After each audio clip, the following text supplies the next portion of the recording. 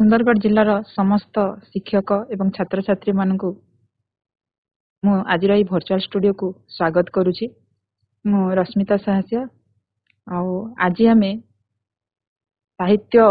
ତମର ଯେଉଁ ସାହିତ୍ୟଧାରା ପୁସ୍ତକର ନବମ ଶ୍ରେଣୀର ଯେଉଁ ପ୍ରସଙ୍ଗ ଅଛି ପ୍ରକୃତ ବନ୍ଧୁ, ତାକୁ ଆମେ ପାଠ କରିବା। ପିଲାମାନେ ଏହି ପ୍ରକୃତ ବନ୍ଧୁ ପାଠ କରିବା ପୂର୍ବରୁ ମୁଁ ତୁମକୁ ଏହି ପ୍ରକୃତ ବନ୍ଧୁ ବିଷୟରେ କିଛି କହିବାକୁ ଯାଉଛି। ପିଲାମାନେ, ତମେ ବିଦ୍ୟାଳୟରେ ତମର ସହପାଠୀ ମାନଙ୍କ ସହିତ ବନ୍ଧୁତା ସ୍ଥାପନ କରିଥାଅ।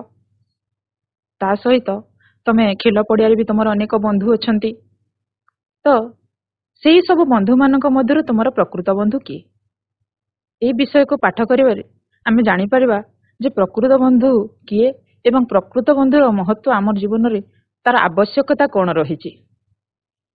ତେଣୁ এই যে বিষয়টি প্রকৃত বন্ধু ন কেবল পুস্তক কেন্দ্রিক জ্ঞান দেব, তাহা সহিত আমার জীবনের উপযুক্ত বন্ধু বাছিবারে মধ্য সহায়ক ହେବ। এবে আমি স্মার্ট বোর্ড নিকটକୁ ଯିବା। ପିଲାମାନେ, এই যে প্রকৃত বন্ধু প্রবন্ধটি ଗୋପାଳଚନ୍ଦ୍ର ପ୍ରହରାଜ, ଏହାର ପ୍ରାବନ୍ଧିକ ହେଉଛନ୍ତି ଗୋପାଳଚନ୍ଦ୍ର ପ୍ରହରାଜ। ତାଙ୍କର ଜନ୍ମ 1874 ମସିହା ସେପ୍ଟେମ୍ବର ମାସ 9 ତାରିଖ କଟକ ଜିଲ୍ଲା ଅନ୍ତର୍ଗତ ସିଦ୍ଧେଶ୍ୱରପୁର ଗ୍ରାମରେ ହୋଇଥିଲା। ସେ ଏକ ସମ୍ଭ୍ରାନ୍ତ ଜମିଦାର ପରିବାରରେ ଜନ୍ମଗ୍ରହଣ କରିଥିଲେ। ସେ ଜଣେ ମୌଳିକ ଚିନ୍ତାମୂଳକ ତଥା ହାସ୍ୟ ଓ ବ୍ୟଙ୍ଗାତ୍ମକ ପ୍ରବନ୍ଧ ଲେଖକ ଭାବରେ ସୁପରିଚିତ। ସେ ଥିଲେ ଓଡ଼ିଆ ସାହିତ୍ୟରେ ଜଣେ ପ୍ରସିଦ୍ଧ ରମ୍ୟ ରଚକ। ରମ୍ୟ ରଚକ କହିଲେ କଣ ନା, ରମ୍ୟ ରଚକ ହେଉଛି ଜଣେ ସେ ଅତି ସୁନ୍ଦର ରଚନାମାନ ଓଡ଼ିଆ ସାହିତ୍ୟରେ କରିଥିଲେ। ତାଙ୍କ ରଚନା ମାନଙ୍କ ମଧ୍ୟରେ ଭାଗବତ ଟୁଙ୍ଗିରେ ସନ୍ଧ୍ୟା, ବାଇ ମହାନ୍ତିଙ୍କ ପାଞ୍ଜି, ନନାଙ୍କ ବସ୍ତାନୀ, ଦୁନିଆର ହାଲଚାଲ, ଆମ ଘରର ହାଲଚାଲ, ବାଇ ନାନୀଙ୍କ ବୁଜୁଳି, ମିଆ ସାହେବଙ୍କ ରୋଜା ନାମା ଇତ୍ୟାଦି ଓଡ଼ିଆ ସାହିତ୍ୟକୁ ତାଙ୍କର ବିଶିଷ୍ଟ ଅବଦାନ। ଲେଖକ ଗୋପାଳଚନ୍ଦ୍ର ପ୍ରହରାଜଙ୍କର ବିଶିଷ୍ଟ କୃତି ମଧ୍ୟରେ ପୂର୍ଣ୍ଣଚନ୍ଦ୍ର ଓଡ଼ିଆ ଭାଷାକୋଷ ତାଙ୍କ ପ୍ରତିଭାର ଏକ କାଳଜୟୀ ନିଦର୍ଶନ। କାଳଜୟୀ ନିଦର୍ଶନ କହିଲେ ଯାହାକି କାଳକୁ ଅତିକ୍ରମ କରିଛି, ଯାହାକି ଚିରସ୍ମରଣୀୟ। ତେଣୁ ଏହି ଯୋଉ ପୂର୍ଣ୍ଣଚନ୍ଦ୍ର ଓଡ଼ିଆ ଭାଷାକୋଷ, ଏହା 7 ଖଣ୍ଡରେ ବିଭକ୍ତ ଅଟେ। ତାଙ୍କର ମୃତ୍ୟୁ 1945 ମସିହା ମେ 16 ତାରିଖରେ ହୋଇଥିଲା। ଏଇ ଯୋଉ ପ୍ରବନ୍ଧ ପ୍ରକୃତ ବନ୍ଧୁ, ତାହା ଭଞ୍ଜ ପ୍ରଦୀପ 1100 ବର୍ଷ ପ୍ରଥମ ସଂଖ୍ୟାରେ ପ୍ରକାଶିତ ଦୁନିଆର ରୀତି ପ୍ରବନ୍ଧରୁ ସଂକଳିତ। ଏହି ପ୍ରବନ୍ଧରେ ଦୁନିଆର ରୀତି, ବନ୍ଧୁତା ନାମରେ ଛଳନା, ତିକ୍ତତା, ପ୍ରକୃତ ବନ୍ଧୁତାର ମହତ୍ଵ ଏଠାରେ ଲେଖକ ଅତି ଚମତ୍କାର ଭାବରେ ବର୍ଣ୍ଣନା କରିଛନ୍ତି। ତେବେ ଆମେ ପିଲାମାନେ ଏବେ ଆମେ ବିଷୟବସ୍ତୁ ନିକଟକୁ ଯିବା। ଏହି ବିଷୟବସ୍ତୁଟି ଲେଖକ ଗୋପାଳଚନ୍ଦ୍ର ପ୍ରହରାଜ ତାଙ୍କର ନିଜର ଜୀବନର ଅନୁଭୂତି ସେ ଏଠାରେ ଲେଖିଛନ୍ତି। ପିଲାମାନେ, ତମେ ଦେଖିପାରୁଥିବ ଏଠାରେ କଠିନ ଶବ୍ଦ ଗୁଡ଼ିକ ରହିଛି। ମୋ ଜୀବନର ପ୍ରଥମ 10 ବର୍ଷ ଅଣହିଜ ଅବସ୍ଥାରେ ବିତିଲା। ଏଠାରେ ଲେଖକ କହୁଛନ୍ତି ଯେ ମୋ ଜୀବନର ପ୍ରଥମ 10 ବର୍ଷ ଅଣହିଜ ଅବସ୍ଥାରେ ବିତିଲା। ତାପରେ ମୁଁ ହେତୁ ପାଇବା ଦିନରୁ ଆଜିକୁ 57 ବର୍ଷ ହେଲା ମୁଁ ଦୁନିଆର ନାନା କ୍ଷେତ୍ରରେ, ନାନା ପ୍ରସଙ୍ଗରେ, ନାନା ଅବସ୍ଥାରେ, ନାନା ସ୍ଥାନରେ ଠେକିଛି। ଏଠାରେ ଲେଖକ କହୁଛନ୍ତି ତାଙ୍କର ଜୀବନର ପ୍ରଥମ 10 ବର୍ଷ ଅର୍ଥାତ୍ ଯେତେବେଳେ ସେ ପଞ୍ଚମ ପଢୁଥିଲେ, ସେଇ ସମୟରେ ପିଲାମାନେ ଆମେ ମଧ୍ୟ ଯେତେବେଳେ ପଞ୍ଚମ ଶ୍ରେଣୀର କଥା ଆମର କିଛିଟା ମନେ ଥାଏ, କିଛିଟା ଆମେ ଭୁଲି ଯାଇଥାଉ। ତେଣୁ ସେଇ ଅବସ୍ଥାକୁ ଏଠାରେ କହୁଛନ୍ତି ଲେଖକ ଅଣହେଜ ଅବସ୍ଥା ବୋଲି କହୁଛନ୍ତି। ଅଣହେଜ ଏଇ ଶବ୍ଦଟିକୁ ତମେ ଦେଖିନିଅ। ଅଣହେଜ, ଯୋଉଟା କି ଆମେ ସ୍ମରଣ କରି ନ ପାରିବା, ସେ ସମୟକୁ ଆମେ ସ୍ମରଣ କରିପାରି ନଥାଉ। ତାପରେ ଯେତେବେଳେ ଲେଖକ ହେତୁ ପାଇଲେ, ତାପରେ 57 ବର୍ଷ ସେ ଦୁନିଆର ନାନା କ୍ଷେତ୍ରରେ, ନାନା ପ୍ରସଙ୍ଗରେ, ନାନା ଅବସ୍ଥାରେ, ନାନା ସ୍ଥାନରେ ସେ ଠେକିଛନ୍ତି। ଠେକିଛନ୍ତି ଶବ୍ଦର ଅର୍ଥ କଣ ନା, ଅନୁଭବରେ ସେ ଶିକ୍ଷା ପାଇଛନ୍ତି। ଠେକିଛନ୍ତି ଅର୍ଥାତ୍ ସେ ଆଘାତ ପାଇଛନ୍ତି। ଦୁଃଖର ବିଷୟ ଏଇଟା ଯେ ଲେଖକ ଏଠାରେ କହୁଛନ୍ତି ଯେ ମୁଁ ଠେକି କରି କିଛି ଶିଖିପାରି ନାହିଁ। ହୁଏତ ସେ ଏଇ ସବୁ ଅବସ୍ଥାରେ ସେ କିଛି ଶିଖିପାରିଲେ ନାହିଁ। ତେଣୁ ଏଟା ହିଁ ବହୁତ ଆକ୍ଷେପର ବିଷୟ। ତେଣୁ ସେ ନିଜକୁ ଏଠାରେ ଆକ୍ଷେପ ଶବ୍ଦର ଅର୍ଥ ହେଉଛି ଦୋଷ ଦେବା। ତେଣୁ ସେ ଏଠାରେ ନିଜକୁ ଦୋଷ ଦେଉଛନ୍ତି। ତାପରେ এই ଦୀର୍ଘକାଳ ମଧ୍ୟରେ ବିବାହତଃ, ସମାଜତଃ, କର୍ମକ୍ଷେତ୍ରତଃ, ସଂସାରତଃ, ବ୍ୟବସାୟତଃ, ସାହିତ୍ୟତଃ ଏପରି ଅନେକ ବହୁ ସହସ୍ର ବ୍ୟକ୍ତିଙ୍କ ସହିତ ମୋର ସପ୍ତପାଦିନୀ ଆଳାପ ପରିଚୟ। ଏଠାରେ ଲେଖକ କହୁଛନ୍ତି जे एहीपरि अनेक बंधु परे मु दीर्घ दिन जो मोर 57 वर्ष जो बीती जाइतिला ए 57 वर्ष मध्यरे जन्म तो जन्म कारणरू विवाह तो विवाह कारणरू समाज तो समाज कारणरू कर्मक्षेत्र कर्म कारणरू संसार तो संसार कारणरू व्यवसाय तो व्यवसाय कारणरू साहित्य तो साहित्य कारणरू अनेक बहु सहस्र व्यक्ति मोर सप्तपादिनी आलाप परिचय। सप्तपादिनी कहले कौन ना विवाह समय जो 7 फेर पिला माने तुमे जो हिंदू विवाह देखिथिबो ताहेले सेटारे ब्राह्मणଙ୍କର स्त्रोत गाउथांती जेतेबेले ब्राह्मण अग्निर चारि पाखरे स्वामी स्त्री उभय 7 पाद चली था यह कह जाता सप्तपादिनी।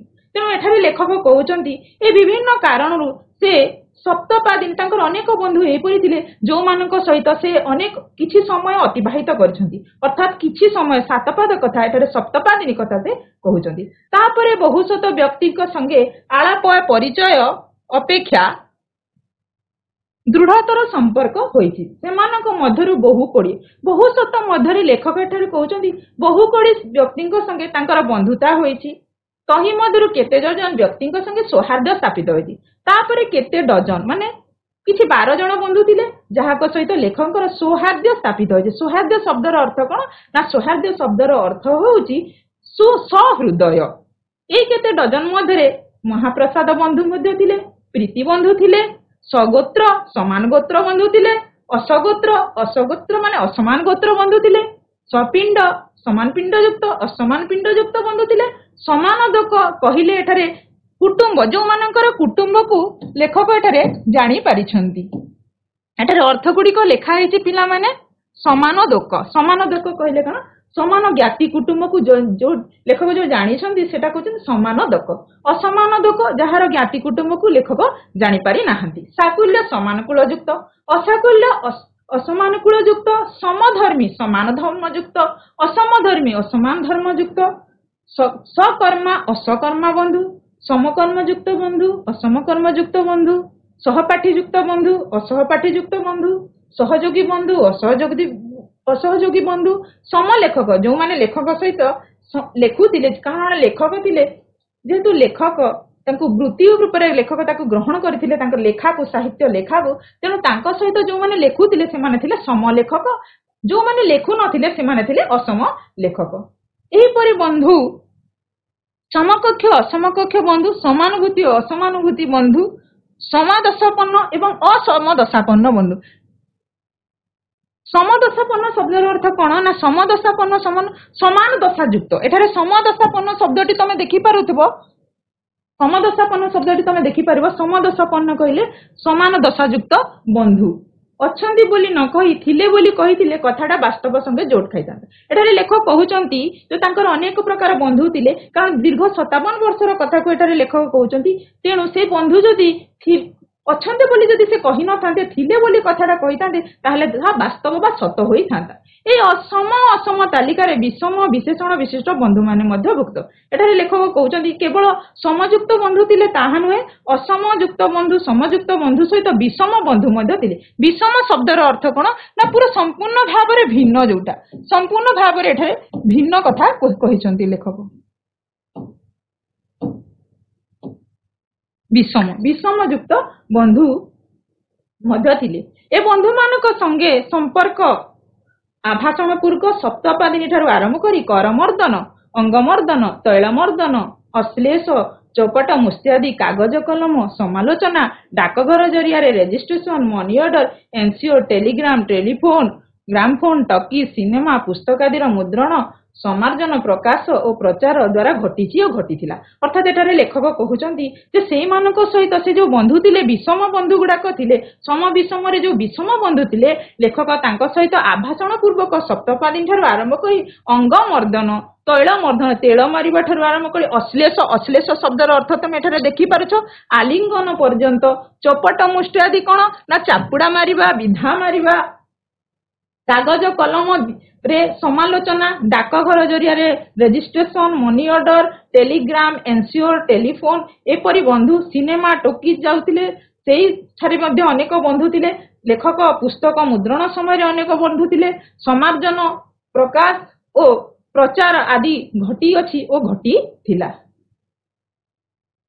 ଏମାନଙ୍କ ଛଡା ଏଠାରେ ସଂସ୍କୃତରେ ଗୋଟେ ଶ୍ଲୋକ ଅଛି, ଗୋଟେ ମିତ୍ରର ଲକ୍ଷଣ ଅଛି।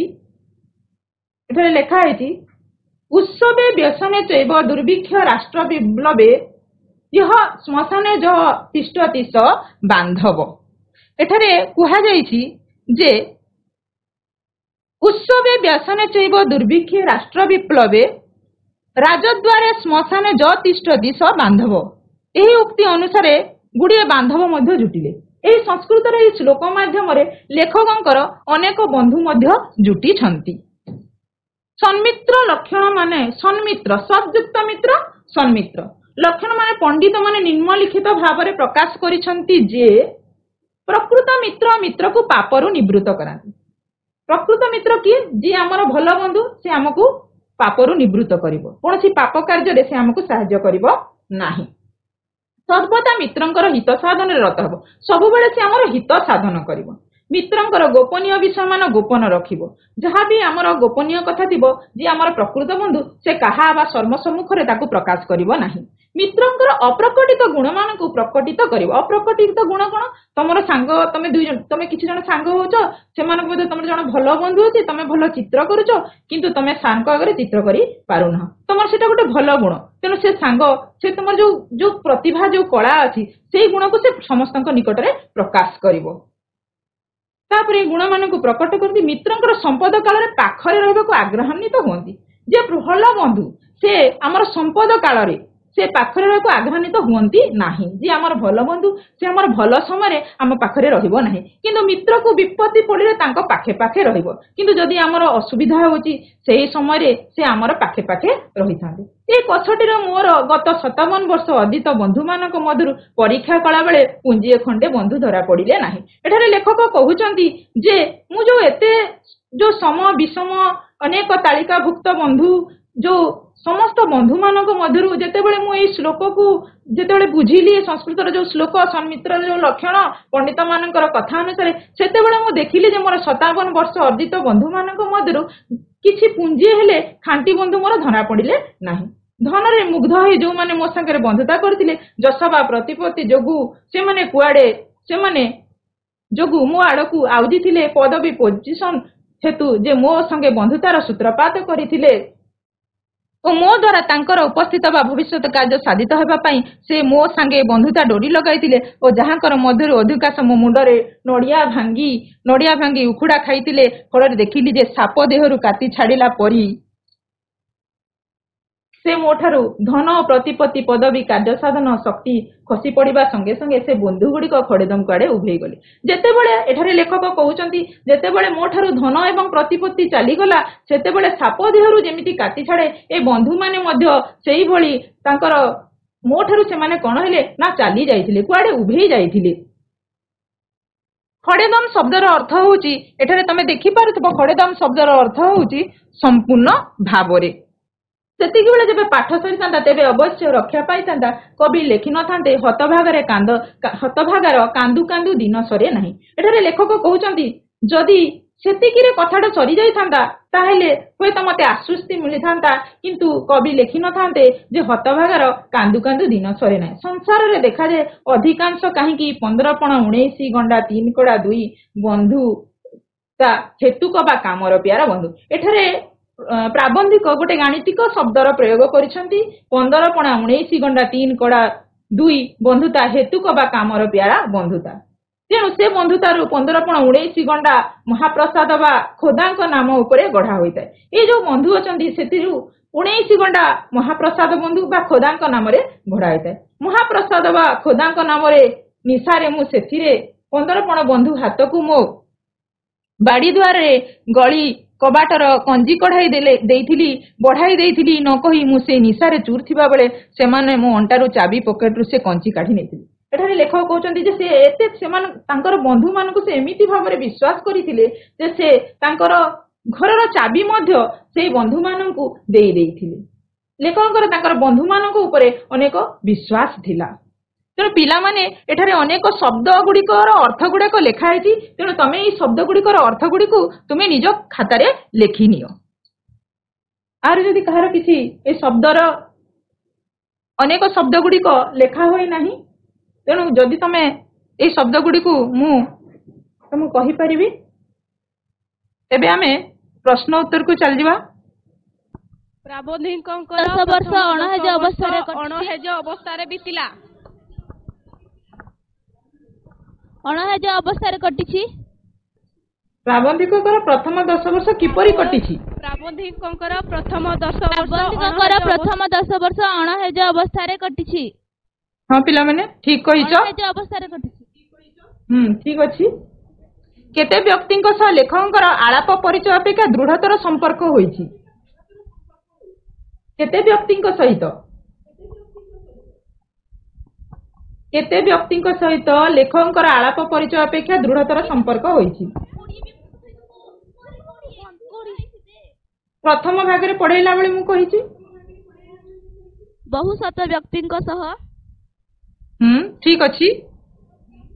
मित्रଙ୍କ संपद काल रे किए पाखरे रहबा को आग्रहान्वित हुए नाही। मित्रଙ୍କ संपद काल रे किए पाखरे रहबा को आग्रहान्वित हुए नाही कहि परिबो। मित्रଙ୍କର संपद काल रे किए पाखरे रहबा को आग्रहान्वित हुए नाही। प्रकृत मित्र जे प्रकृत मित्र थाए से संपद काल रे पाखरे रहबा को इच्छा करे नाही किंतु विपद समय रे से सब बेले बंधु पाखरे रहितिबो। कोन जो लेखक सहित बंधुतार सूत्रपात होइथिला। कोन जो लेखक सहित बंधुतार सूत्रपात होइथिला। कोन जो लेखक सहित बंधुतार सूत्रपात होइथिला। धन प्रतिपदी पदवी कार्य साधन शक्ति। धन्यवाद।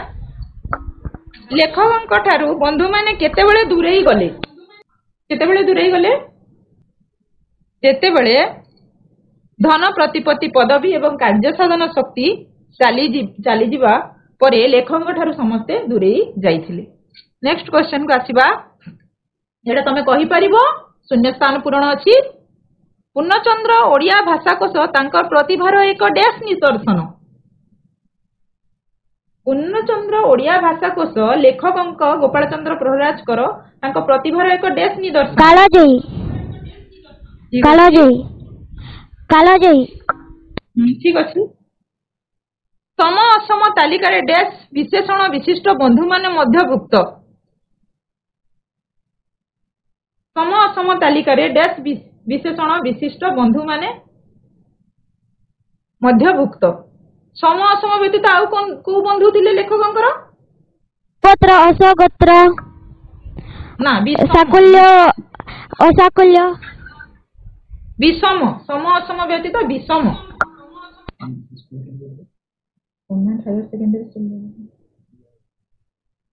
डैश मित्र को पापरु निवृत्त करंती। प्रकृत मित्र।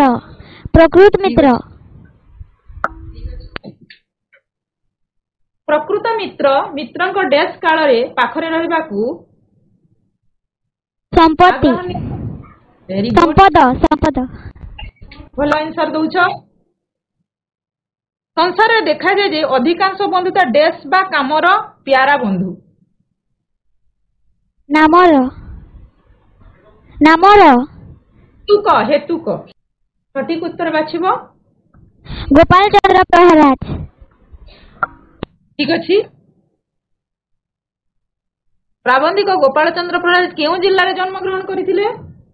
लुआवाल हाई स्कूल रो माइक टिके ऑन करंतु। कटक। से केउ विद्या लाभ करी कटक रे आईन व्यवसाय करिथिले।